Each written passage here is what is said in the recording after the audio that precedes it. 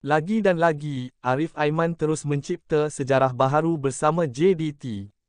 Belum pun reda dengan rekod jaringan sebelum ini, kali ini bintang muda Harimau Selatan itu pecahkan satu lagi rekod legenda kelab, Safiq Rahim.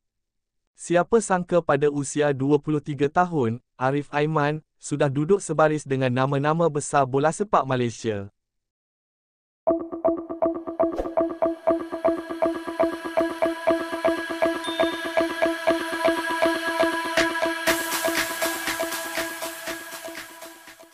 Bintang sensasi Johor Darul Ta'zim, JDT, Arif Aiman Hanapi, terus membuktikan dirinya sebagai permata berharga Harimau Selatan, apabila sekali lagi meleburkan rekod legenda kelab, Safiq Rahim.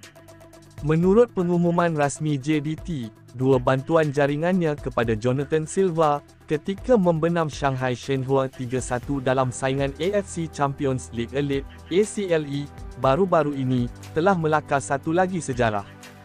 Kini, Arif Aiman mencatat 70 bantuan jaringan sepanjang kariernya bersama JDT, mengatasi rekod milik Safiq Rahim, yang sebelum ini memegang angka 68 assist.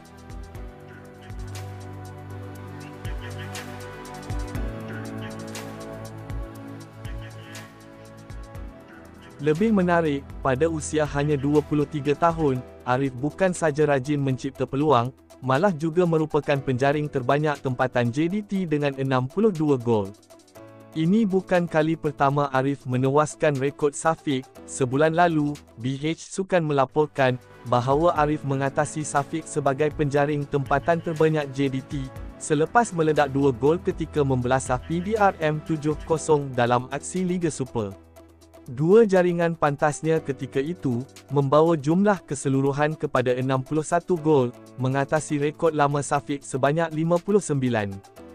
Kini, Arif Aiman bukan sekadar bintang muda, dia sudah menjadi legenda hidup Harimau Selatan dalam pembikinan.